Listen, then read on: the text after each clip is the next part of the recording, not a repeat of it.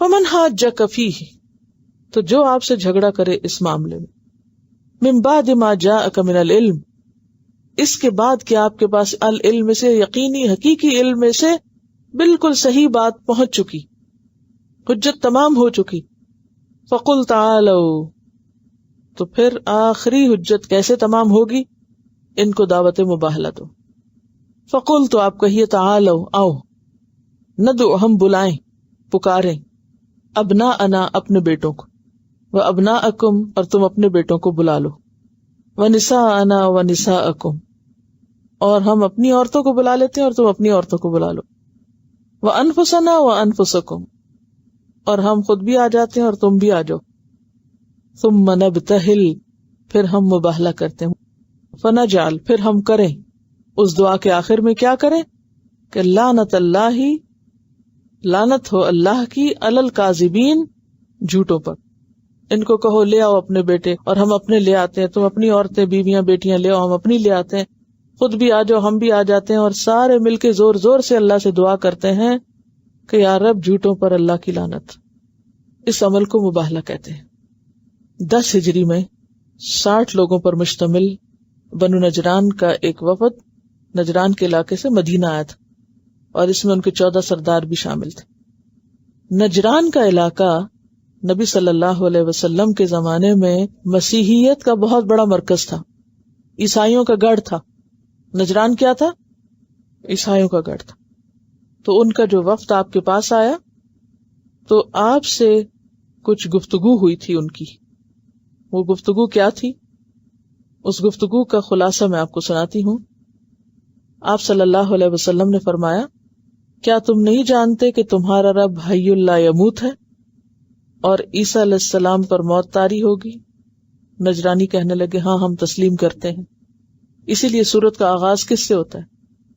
الف لام میم اللہ لا الہ الا هو الحی القیوم. اور شروع میں نے آپ سے عرض کیا تھا کہ یہ آیات جو ہیں یہ وفد نجران کی آمد کے موقع پر اتری اور ان کے عقائد کی اصلاح کے لیے، کیونکہ وہ نجران کے جس علاقے سے آئے تھے وہ عیسائیت کا گڑھ تھا، اور وہاں سے یہ لوگ آپ سے ملاقات کو آئے تھے اور آپ کے ساتھ ایک ڈائلاگ کرنے کے لیے آئے تھے. انٹرفیتھ ڈائلاگ تھا. ٹھیک ہے، آپ اپنا نقطہ نظر بیان کر رہے تھے اور ان سے بھی کوشچن کر کے ان کا نقطہ نظر معلوم کر رہے تھے. تو وہ بات تو ہے کہ یہ تعالوا الی کلمۃ سواء بیننا و بینکم، ساری باتوں کو مانتے تھے، لیکن آخر میں آ کے ان کنتم مومنین والی کیفیت نہ تھی، شرح صدر نہ تھا، انا کا شکار تھا. تو جو انا کا شکار ہو جاتا ہے وہ حق کو سامنے پا کر بھی نہیں مانا کرتا. جیسے ابلیس نے کیا کیا تھا؟ کیا وہ اللہ تعالیٰ کو نہیں جانتا تھا، اس کے حکم کو، اس کی قدرت کو سب پتہ. انا خیر منہ، ہم زیادہ اچھے، ہمارے آباء و اجداد زیادہ اچھے، ہم زیادہ اچھے، اس لیے ہمارا دین ہمارے لیے کافی.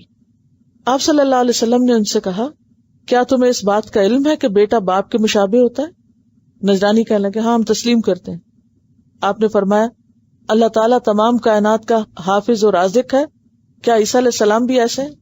کہنے لگے، نہیں، عیسیٰ علیہ السلام ایسے نہیں، سب کو رزق نہیں دیتے. آپ نے فرمایا، کیا تم مانتے ہو کہ اللہ تعالیٰ سے کائنات کی کوئی چیز چھپی ہوئی نہیں؟ بتا نا، ان اللہ لا یخفی علیہ شیء، پیچھے گزر چکا ہے. وہ ذرے ذرے کا علم رکھتا ہے. کیا عیسیٰ علیہ السلام بھی ایسے ہیں؟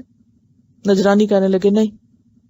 آپ نے فرمایا، کیا تمہیں علم ہے کہ اللہ تعالیٰ کھانے پینے، موت اور جسمانی علائشوں سے پاک ہے؟ تو کہنے لگے کہ بالکل. آپ نے فرمایا کہ عیسیٰ علیہ السلام کھاتے پیتے بھی تھے اور دیگر حوائج کے پابند بھی تھے؟ نجرانی کہنے لگے کہ ہاں ہم تسلیم کرتے ہیں. آپ نے فرمایا، پھر تم کیسے عیسیٰ کو اللہ یا ابن اللہ کہتے ہو؟ نجرانی لاجواب ہو گئے، ان کے پاس کوئی جواب نہیں تھا، لیکن پھر بھی ایمان نہ لائے، دلیل سے ماننے والے نہیں. تو آپ نے ان کو آخری چیلنج دیا. آپ نے فرمایا، اگر تم اپنے آپ کو برسر حق سمجھتے ہو تو پھر مباہلے کے لیے تیار ہو جاؤ. تعالوا ندعو ابناءنا وابناءکم. اگلے دن صبح آپ باہر نکلے. نجرانی عیسائی یہ دیکھ کر مرعوب ہو گئے اور باہم مشورے کی مہلت مانگی. علیحدہ مشورے میں ان کے ایک عالم نے کہا، تم جانتے ہو کہ اللہ نے بنی اسماعیل میں پیغمبر بھیجنے کا وعدہ کر رکھا ہے، بعید نہیں کہ یہ وہی پیغمبر ہو. پھر ایک پیغمبر سے مباہلہ اور ملانہ کرنے کا نتیجہ یہی نکل سکتا ہے کہ تمہارے چھوٹے اور بڑے سب ہلاک ہو جائیں اور نسلوں تک اس کا اثر باقی رہے، اس لیے بہتر یہ ہے کہ ہم ان سے صلح کر کے اپنی بستیوں کی طرف روانہ ہو جائیں۔ اور اس طرح وہ ایمان نہ لائے اور جیسے آئے تھے ویسے ہی چلے گئے۔ اس پر نبی صلی اللہ علیہ وسلم نے ان پہ جزیہ مقرر فرمایا۔ اس کی وصولی کے لیے آپ نے حضرت ابو عبیدہ بن جراح کو بھیجا جنہیں امین الامت کا خطاب دیا گیا، اور پھر اس کے بعد بات ختم ہو گئی۔ ایک حدیث میں آتا ہے، امام احمد نے ابن عباس کا قول روایت کیا ہے کہ اگر یہ لوگ آپ کے ساتھ مباہلہ کر لیتے تو لوٹنے کے بعد نہ انہیں اپنا مال ملتا نہ اہل و عیال، یعنی پھر یہ بچتے نہ، کیونکہ یہ لعنت کی دعا تھی نا، اور یہ آخری حجت تھی۔